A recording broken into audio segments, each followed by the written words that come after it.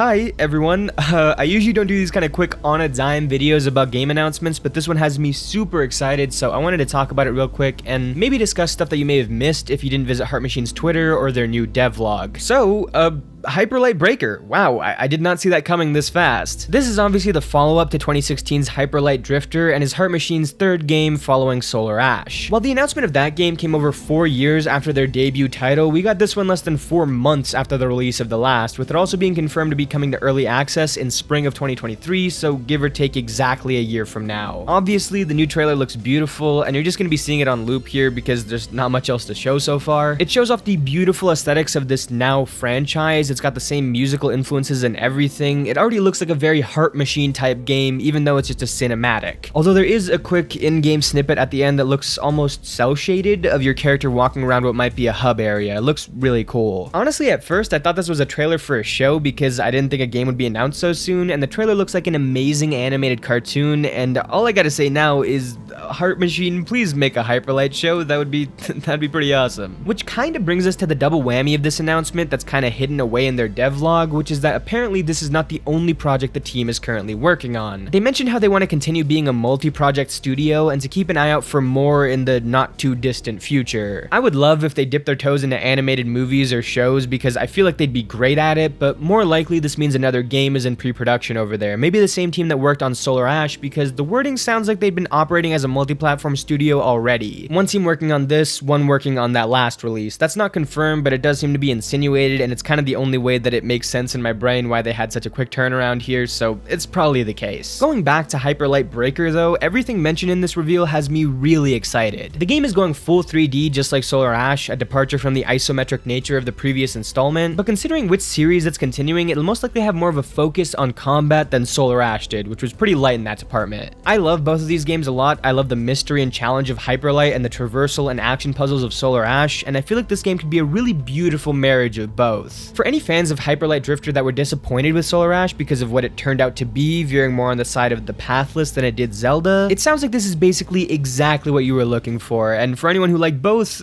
we're just kinda eating good over here. Heart Machine did note that they were really proud of Solar Ash, but its development process wasn't exactly what they envisioned. They didn't enjoy working in a vacuum, sending out infrequent updates, not getting feedback from fans, etc., which is what informed their decision to not only announce this one a lot faster, but also start it out in early access. They kinda want the development to be a lot more community driven, so with that said, if you have suggestions or feedback or support or anything to share, I'll be linking their homepage below. Give them some love. They seem like really talented and wonderful people. Hyperlight Breaker isn't a direct sequel or prequel to Drifter, instead it's said to be set in the universe of Hyperlight with its own story, and I'm definitely curious to see how exactly that story will be presented to us this time. If you played Hyperlight Drifter, you probably remember that it had nothing more than these little pictures from NPCs and obviously the environment to convey its narrative, but Solar Ash had full VO and was a bit more straightforward, though still plenty ethereal and weird. I think the cryptic nature of Drifter was one of its most defining elements, so I assume it'll be carried over here, but how they translate that into a more fully realized 3D space is yet to be seen. Finally, and to some people this is the most interesting new twist, you're not necessarily going to be alone through the journey this time around. If you watched the trailer, you may have noticed the circle of characters underneath the release window, and the dev blog confirms that this game will be playable solo or through co-op. Again, details are scarce on this. We don't know exactly what the player limit is, whether there will be any local co-op,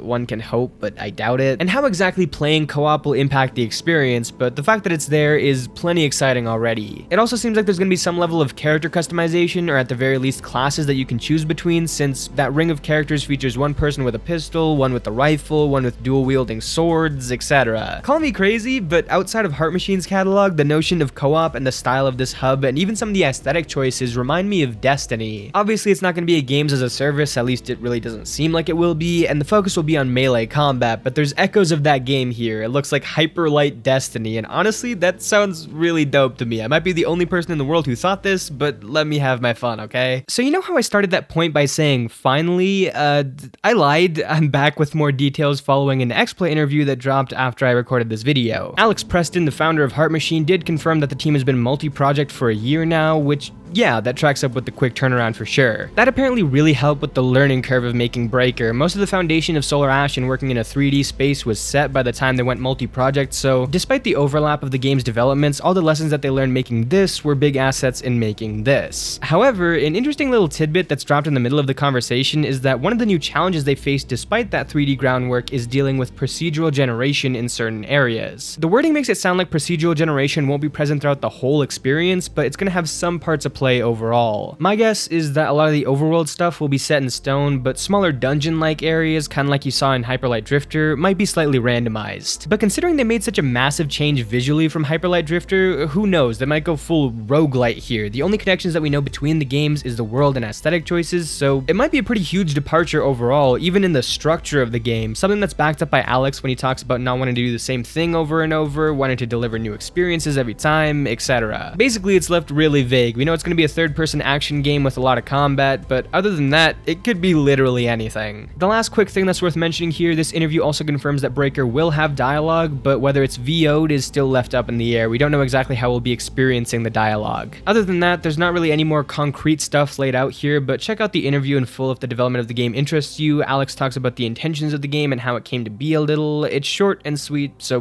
give it a look. Anyways, that seems to be everything that's currently been revealed about this game, as well as a few of my thoughts and hopes. Let me know if you guys have your eyes on this game. I'm really excited for its early access phase and being part of shaping the experience. I adore both of Heart Machine's previous games, and this seems like it's combining my favorite things of both, so if you want to follow the development and the frequent updates, again, I've left the game's website down below. If you enjoyed the video, drop a like. If you're new here, leave a sub, and I'll see you guys next time. Peace.